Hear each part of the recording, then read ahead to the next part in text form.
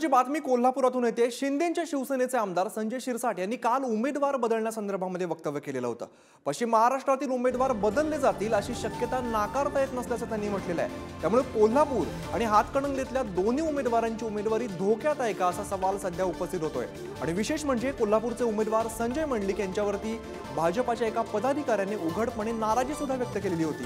तर दुसरीकडे धैर्यशील माने यांच्या विरोधात सुद्धा भाजप नेत्यांसह कार्यकर्त्यांमधून नाराजीचा सूर आहे।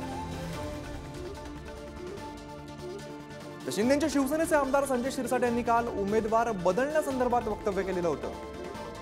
पश्चिम महाराष्ट्रातील उमेदवार बदलण्याची शक्यता आहे। आमदार संजय शिरसाट यांनी अशी शक्यता यावेळेला व्यक्त केलेली होती। संजय मंडलिक धैर्यशील मानेंविरोधात भाजप नेते आणि कार्यकर्त्यांमध्ये नाराजी असल्याचं आपण याआधी सुद्धा काही अशी वक्तव्य ऐकलेली आहेत। कोल्हापूर आणि हातकणंगलेतील महायुतीचे उमेदवार त्यामुळे बदलणार का अशा सध्या चर्चा रंगताना आपल्याला बघायला मिळत आहे।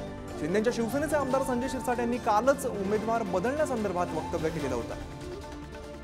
पश्चिम महाराष्ट्रातील उमेदवार बदलले जातील अशी शक्यता नाकारता येत नसल्याचं त्यांनी म्हटलेलं आहे। त्यामुळे कोल्हापूर आणि हातकणंगलेमधल्या दोन्ही उमेदवारांची ही उमेदवारी जी आहे ती धोक्यात आहे का असा सवाल सध्या उपस्थित होतोय।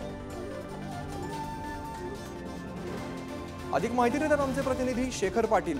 शेखर, शिंदेंच्या शिवसेनेचे आमदार संजय शिरसाट यांनी काल उमेदवार बदलण्यासंदर्भात वक्तव्य केलेलं होतं।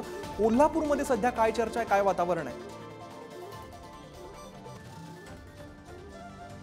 अमित, अगदी बरोबर आहे। काल संजय शिरसाट यांनी जो बॉम्ब टाकलेला आहे त्यामुळे कोल्हापुरातल्या दोन्ही उमेदवारांना पुन्हा एकदा आता चिंतेत टाकल्याचं म्हणावं लागेल। कारण शिरसाट यांनी पश्चिम महाराष्ट्रातील काही उमेदवारांचं या ठिकाणी निश्चित समावेश असू शकतो असं देखील म्हटलेलं आहे। त्यामुळं कोल्हापुरातल्या संजय मंडलिक यांच्यावर देखील भाजपचे काही कार्यकर्ते जे आहेत ते नाराज असल्याचं पाहायला मिळालं होतं। उघड नाराजी देखील व्यक्त केली होती। तर दुसरीकडे धैर्यशील माने यांच्यावर देखील भाजपच्या काही नेत्यांनी, पदाधिकाऱ्यांनी, कार्यकर्त्यांनी देखील नाराजी व्यक्त केली होती। त्यामुळं नक्कीच या दोघांपैकी कोण उमेदवार या ठिकाणी आहे का हा देखील एक सवाल या निमित्तानं उपस्थित होतोय। त्यामुळं नक्कीच आज दोन्ही उमेदवार जे आहेत ते आपापली भूमिका देखील मांडण्याची शक्यता आहे। आणि या संपूर्ण भूमिकेनंतर शेखर, त्यामुळे येत्या काळामध्ये काय घडामोडी घडतात हे पाहणं सुद्धा अत्यंत महत्त्वाचं असेल। धन्यवाद या सगळ्या माहितीसाठी।